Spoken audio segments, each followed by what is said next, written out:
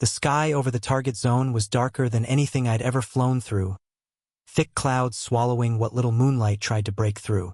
My radar flickered with interference, the radio buzzing with half-cut signals from command. Everything about this mission felt wrong, but there was no turning back. Eagle 1, maintain course. The voice crackled through my headset. Copy that, I replied, though my grip on the controls tightened. Below me, nothing but endless stretches of land. Unknown, hostile, and waiting. I had trained for this my entire life. Precision, control, no hesitation. That's what they drilled into us at the academy. You don't think, you act. And I did, until everything went to hell. The first warning alarm screamed through the cockpit, sharp and unforgiving. My heart jumped into my throat as red lights flooded the control panel. Missile lock! I barely had time to react. A violent jolt ripped through the jet, throwing me forward against the harness. The left wing dipped hard, flames licking past the edge of my vision. I tried to stabilize, fingers flying across switches, but the controls weren't responding right. Eagle 1 hit. I repeat, I've been hit. I shouted, though I wasn't sure anyone could even hear me anymore. The jet shuddered again, worse this time. Another explosion. More alarms. Smoke filled the cockpit, choking, blinding. This was it. Training kicked in, overriding panic. Eject. I pulled the lever. The force slammed into me like a truck, the world exploding into noise and wind as I was thrown clear of the dying aircraft. For a few seconds, there was nothing, just spinning sky, burning wreckage falling somewhere below. Then the parachute deployed. Silence. It was eerie how fast everything went quiet. One moment chaos. The next, just the sound of wind rushing past me as I drifted down into darkness. My breathing was ragged, my chest tight. I looked down, trying to make out where I was landing, but it was too dark. Just vague shapes, trees, maybe open land. Not safe. Definitely not safe. I hit the ground harder than I expected. Pain shot up my side, knocking the air out of me as I rolled across rough terrain. For a moment, I couldn't move, couldn't think. Just lay there, staring up at the sky that had tried to kill me. Get up, I muttered to myself, forcing my body to respond. Every movement hurt. My shoulder burned, something warm and sticky soaking through my sleeve. Blood. Great. I pushed myself onto my feet, unsteady, vision slightly blurred. The parachute dragged behind me, tangled in something. I yanked it free, heart pounding as adrenaline kept me moving. I needed to hide, needed to figure out where I was. But before I could take more than a few steps, a hand grabbed me from behind. Strong, unyielding. I reacted instantly, twisting, trying to break free, but my body betrayed me. I was too weak, too slow. The grip tightened, forcing me back. Let go, I snapped, struggling, but it was useless. The man holding me didn't say a word. I caught a glimpse of him in the dim light, older, broad-shouldered, his face partially shadowed. There was something about him that sent a cold wave of realization through me. Not friendly, not safe. Enemy. Panic surged, sharper than before. I tried to reach for anything, a weapon, anything, but my hands came up empty. My gear. I must have lost most of it in the crash. The man didn't waste time. He pulled me forward, half dragging me as my injured leg struggled to keep up. Wait! I tried again, but my voice came out weaker this time. Still nothing from him. We moved through what felt like rough ground, maybe the edge of a field or forest. My head spun, every step making the pain worse. I could barely focus, barely stay upright. Where was he taking me? Finally, a structure came into view, a small house, maybe a cabin. Isolated. No lights except a faint glow from inside. This was it. This is where it ends. He pushed the door open and dragged me inside. The warmth hit me first, then the smell. Wood. Something faintly familiar, almost comforting. It didn't make sense. He led me into a room and forced me down onto a bed. I tried to push myself up, but my strength was gone. My vision blurred again, edges darkening.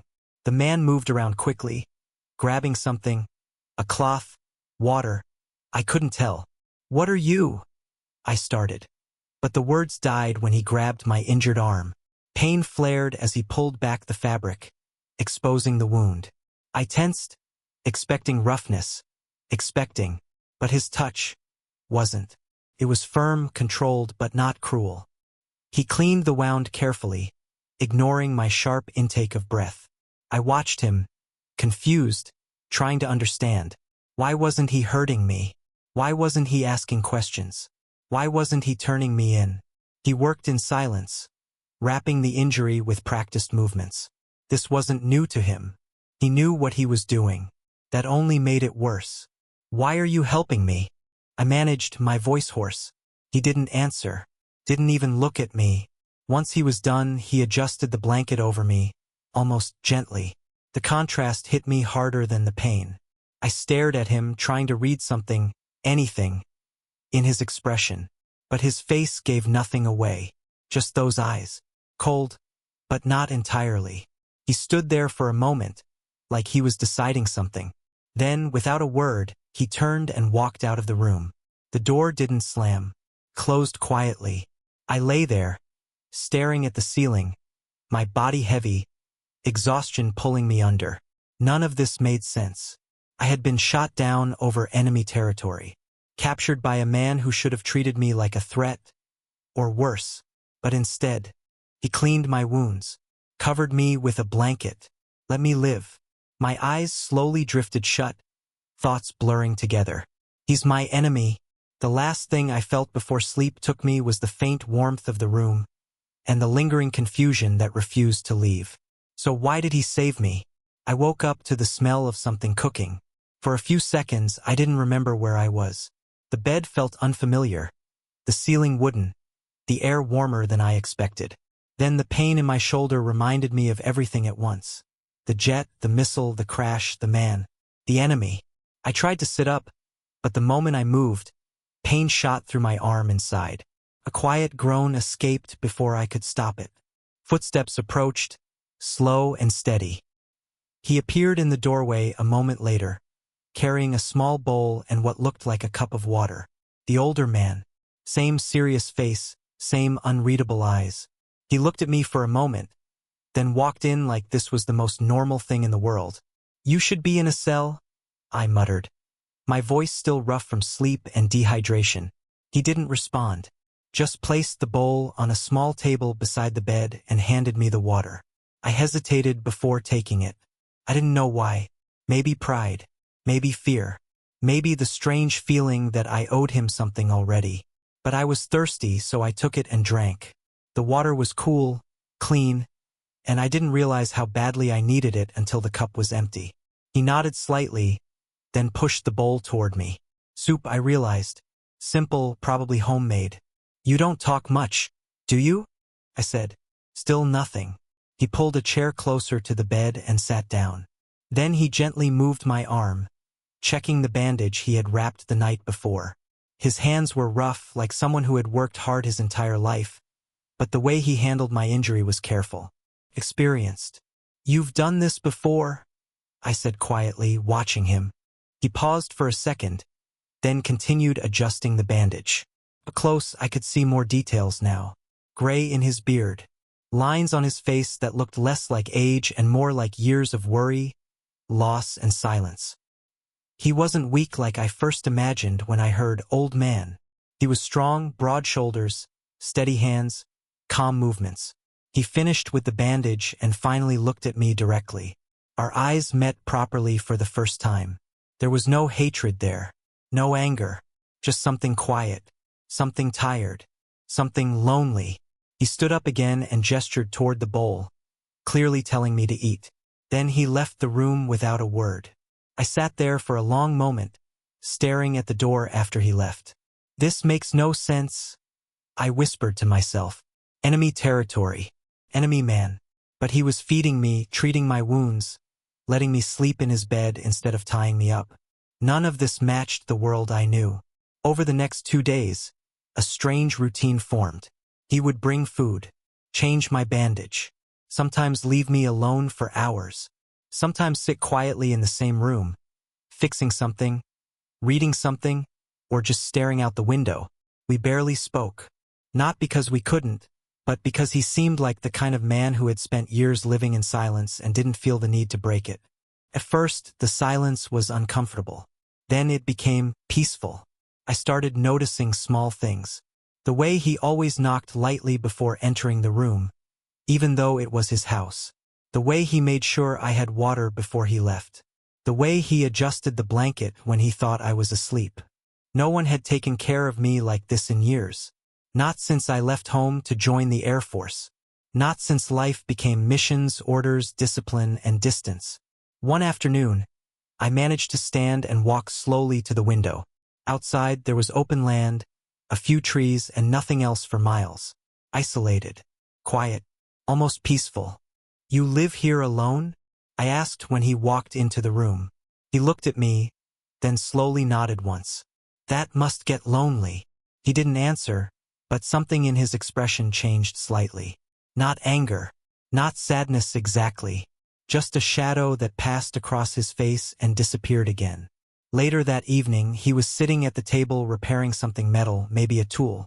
I sat across from him, my arm still bandaged but feeling better. "You know I'm a pilot," I said. "You know I'm not supposed to be here." He kept working. "And I know you're not just some farmer," I continued. "You know how to treat wounds. You have supplies. You're not surprised by any of this." He stopped working for a moment, then slowly looked up at me. Our eyes met again, and this time the silence felt heavier.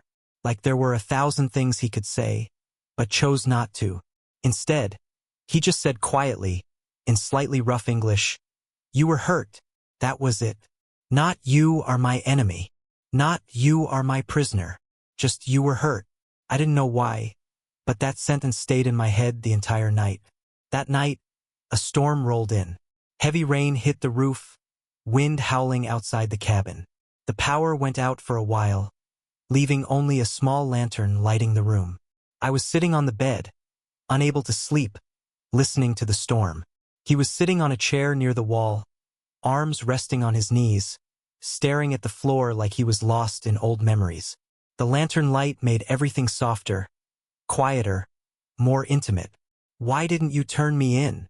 I asked suddenly. He didn't answer for a long time. I thought he was going to ignore the question like all the others. But then he said very quietly, "War already take too much." I didn't know what to say to that. The storm kept raging outside, but inside the room, everything felt strangely calm, safe even.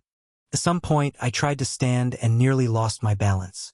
Before I could fall, he was already there, his arm around my back, holding me steady.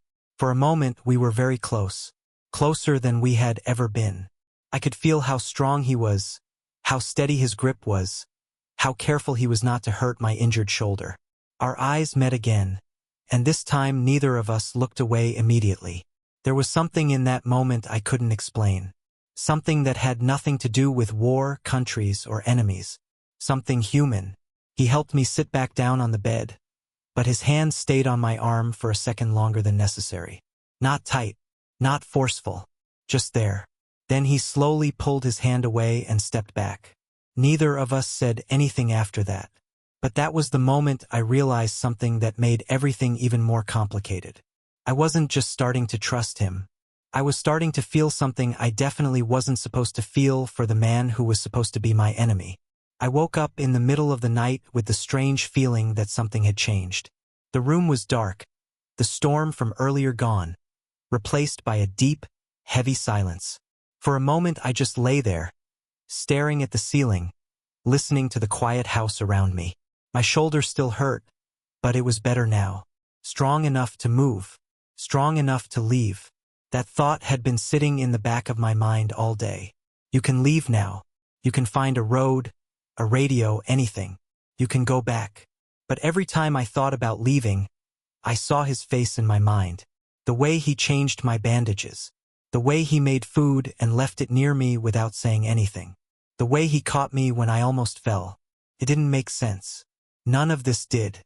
I slowly sat up, careful not to make noise. The house was quiet, probably everyone asleep. Well, not everyone. Just him. I stood, testing my weight. My leg hurt a little, but I could walk. Slowly, I moved toward the door and opened it just enough to peek into the hallway. A faint light was coming from another room. I stepped out and walked quietly toward it. The door was slightly open. I pushed it a little more and looked inside. What I saw made my heart stop. Inside the room were weapons. Not just a rifle or a pistol, there were several. Military gear, old uniforms, boxes of ammunition, maps on the wall, and medals placed carefully on a shelf. He wasn't just a quiet old man living alone. He was military, former soldier, maybe more than that. My mind started racing. Who is he? What has he done? Why is he hiding here? Then another thought hit me even harder. He knew exactly who I was the moment he saw my uniform, which meant he knew I was the enemy. And he helped me anyway. I stepped into the room slowly, looking at the maps, the medals, the photographs. In one photo, he was younger, wearing a uniform, standing next to other soldiers. In another, he was with a woman and a small child. Family. I swallowed hard, feeling like I was looking at a life I was never supposed to see. Then I saw a pistol on the table. I don't know why I picked it up. Training, maybe. Instinct. Fear. The sudden realization that I was alone in enemy territory with a man whose past I didn't understand. I picked up the gun and held it, my heart pounding so loudly I was sure it would wake him up. "You should put that down." His voice came from the doorway behind me. I turned quickly, raising the gun without even thinking. He stood there in the doorway, calm, not surprised, not angry, just looking at me. We stared at each other in silence. I was pointing a gun at the man who had saved my life. He didn't move, didn't reach for a weapon, didn't shout. He just walked slowly into T. "Stop," I said, my voice tight. "Don't come closer." He stopped immediately, raising his hands slightly, not in fear but in understanding. "You were a soldier," I said. It wasn't a question. He nodded once. "Which means you know who I am. You knew from the beginning." Another small nod. "Then why?" I asked, my voice almost breaking. "Why help me? I'm your enemy." For a long moment he didn't answer. He just looked at me, and there was something in his eyes I had never seen before. Not fear, not anger, sadness. "Because," he said quietly, "I am tired of enemies." The words hit harder than any punch. My hand holding the gun felt heavier suddenly. I didn't lower it, but I wasn't as steady as before. "You could have turned me in," I said. "Yes. You could have killed me. Yes. But you didn't." He shook his head slowly. "Too much death already." The room felt smaller, the silence heavier. I didn't know what I was doing anymore. I was trained for combat, for survival, for clear enemies and clear orders. Not for this. Not for a man who treated war like a mistake instead of a mission. He took one slow step closer.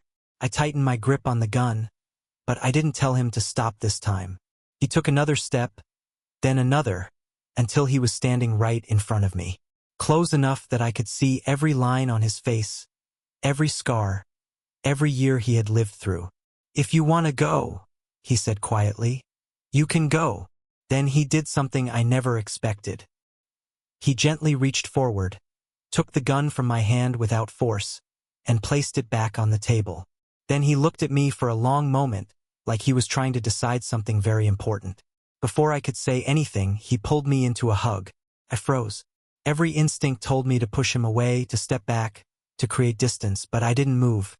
His arms were strong around me, but not trapping me, just holding me, like he was afraid I might disappear if he let go. I could hear his heartbeat. After a few seconds, my body slowly relaxed without me even deciding to relax. My hands, which had been tense at my sides, slowly moved and rested against his back. I hugged him back. I don't know why. I don't know when the line between enemy and something else disappeared. But in that moment, holding him in that quiet room, war felt very far away. He pulled back slightly, just enough to look at me. His hand came up slowly and rested against the side of my face, rough fingers warm against my skin. I should have stopped him. I didn't. He leaned in slowly, giving me enough time to move away if I wanted to. I could have turned my head. I could have stepped back. But I didn't. His lips touched mine gently, carefully, like he was afraid I might disappear if he moved too fast. It wasn't aggressive. It wasn't rushed. It was soft, warm, real. For a moment, my brain stopped working completely. All I could think about was how wrong this was supposed to be, and how right it felt at the same time. When he pulled back, he didn't say anything. He just looked at me, searching my face for anger, regret, rejection. I didn't give him any of those. Instead, I stepped forward again and hugged him first this time. That was the moment everything changed. Not the crash, not the injury, not the night he saved me. This moment, the moment I realized I didn't want to escape anymore. I didn't sleep much that night.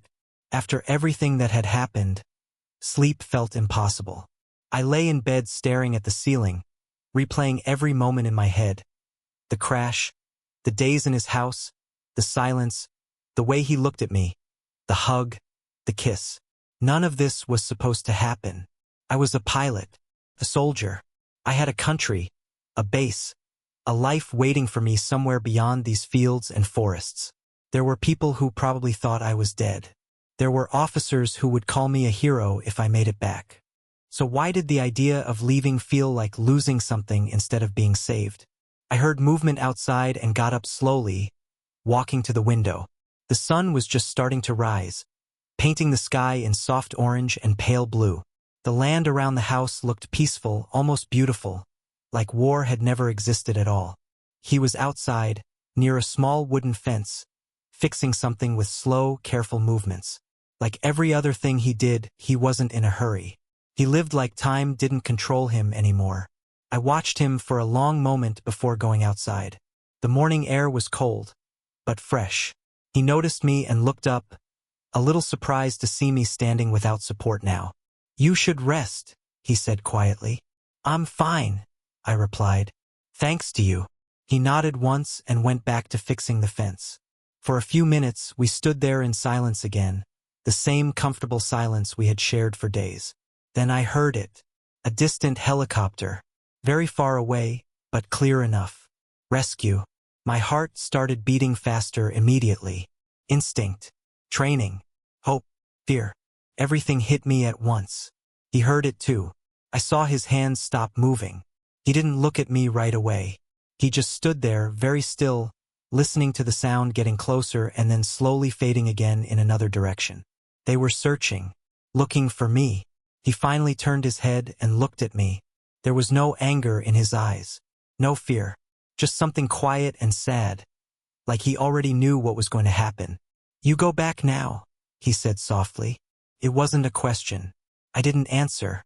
"You are soldier," he continued. "Your people look for you." I still didn't answer. My mind was loud, full of thoughts crashing into each other. This is your chance. This is what you're supposed to do. Go back, report, continue your life. This was just an accident, just survival.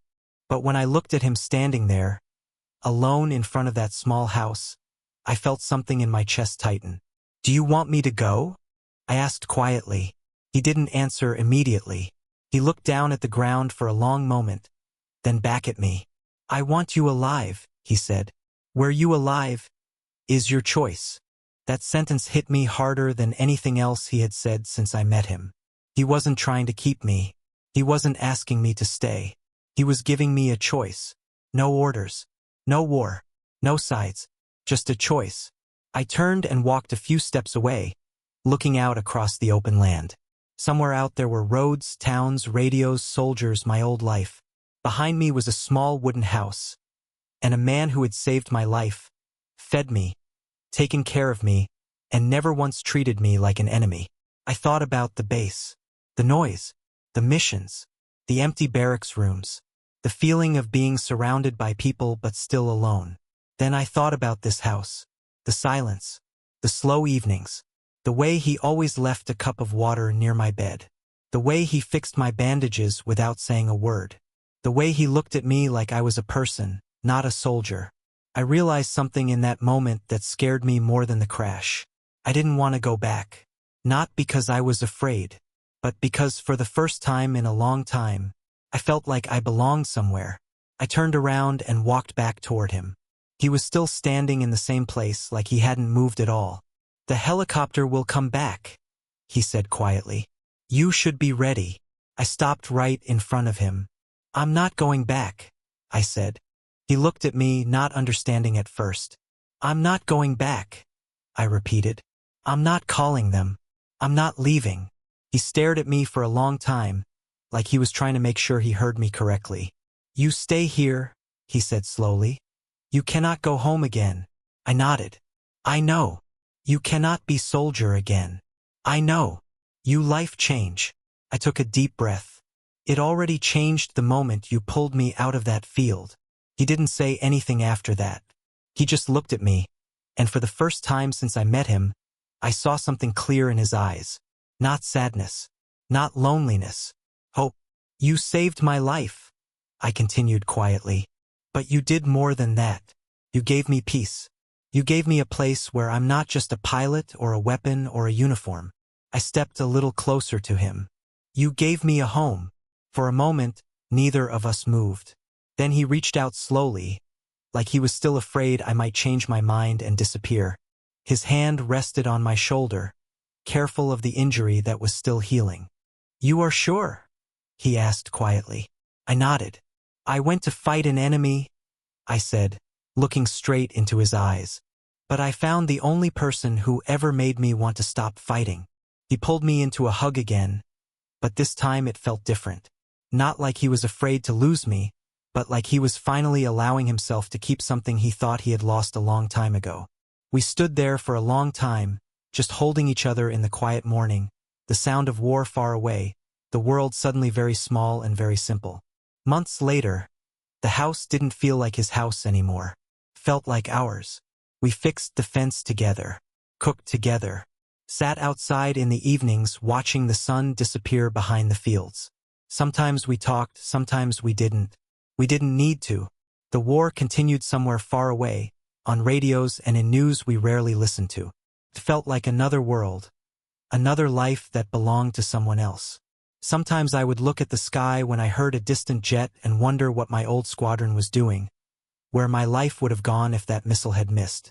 But then I would feel his hand on my shoulder, or hear him call my name from inside the house, and I knew I had made the right choice.